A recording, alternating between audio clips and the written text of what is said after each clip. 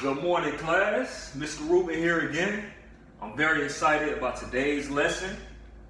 Today we're going to be practicing dribbling the soccer ball. It's one of the most important skills in playing the game of soccer. Soccer is probably the most global sport that we know. People in nations across the world play soccer. So I'm very excited about this. Before we start the exercise, I just want to go over the regular rules and routines that we usually follow. When I say line up, the class is going to line up in front of me and face me so you can get some further instructions. Line up. Good job, good job. Okay, so when we start, we're going to start one person at a time. We're going to go from one cone and one line to the opposite line. And we're going to dribble the ball with our feet from one cone to the other cone. The start and stop signals, or when I say go. When I say go, that means the person starts. When I blow the whistle, which is going to be after the last person finishes, that means everybody should stop and place their attention back on me. So remember, go means start, and when I blow this whistle, that means stop. So those are some key things to remember for our start and our stop signals. Here are the objectives for this lesson. We want you to first learn to dribble with skill. Now, when I talk about dribbling the soccer ball, don't think of dribble like when we talk about dribbling the basketball, where we use our hands and bounce the ball off the floor. Dribble is also a term we use in the sport of soccer. We talk about using our feet. Remember, last lesson, we talked about only the goalie being able to use his hands, but everybody else, they can only use their feet in the game of soccer. We're going to learn how to dribble. Another objective is for you to have an appreciation for the sport of soccer. As I just said earlier, it's probably the most global sport. They play soccer just about everywhere in the world. So it will get you more exposed to life outside of your context. Another objective is I want you to enhance your social network playing the game of soccer.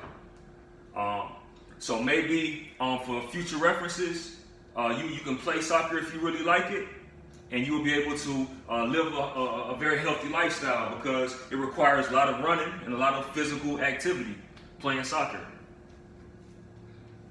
Now, to go over some safety rules. Remember when I talked about the line and the cones of where you're supposed to start and come back. Do not, and I repeat, do not run outside and past the cones because other students will be walking by and I don't want you to run into anybody. I will repeat that one more time for safety issues because I don't want anyone to get hurt. Do not run past the cones, do not run outside of the boundaries so no one will get hurt. And another safety issue regarding the soccer ball, do not kick the soccer ball at another student. All right, now let's get into the lesson content itself. Here are some cues to remember. Eyes. You want to have your eyes on a swivel between two main places. One is where you're going with the soccer ball to the other line, to the other cone, and another on the actual ball itself. So your eyes, where you're looking, is very important in mastering dribbling the soccer ball. Another important cue, foot turn. One thing you don't want to do when dribbling the soccer ball is you don't want to kick it with the front of your toes. It'll be easy to lose control of your dribble when you kick it, and you won't have that much control. It can go far out in front of you, and the opponent can grab control of the ball and dribble. So what you want to do is you want to rotate your foot and kick it with the inside of your foot, and you'll be able to better control the soccer ball. So those are two most important cues of learning this skill and mastering dribbling the soccer ball, especially when you're moving. I'm going to give you a demonstration. I want you to see for yourself.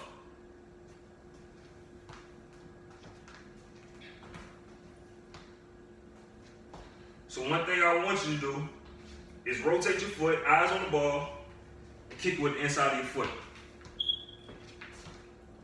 Are you supposed to kick it with the front of your foot, with your toes? I just want to check for understanding. Nope. Good job. I want you to use the inside of your foot and use your eyes to kick it as you're moving. That way you have a better handle and control of the soccer ball. So I'm going to go down from one cone to the other just so you can get a better demonstration.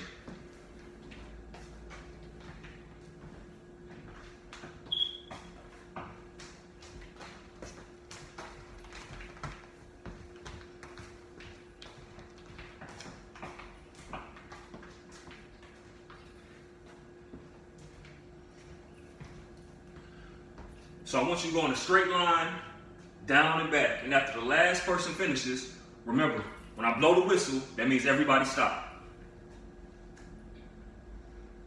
So just to check for understanding, can you use your hands with the soccer ball? No. Good job. Good job. Anybody remembers a couple of the safety rules we went over? Don't run past the cones. Excellent. No kicking the ball at anyone. Excellent. These are very important because we don't want anyone to get hurt or injured. Now, for the next lesson plan, one thing we're going to work on is passing, kicking the ball to a teammate so we can incorporate a skill set and a very important concept that I want everybody to know, which is teamwork.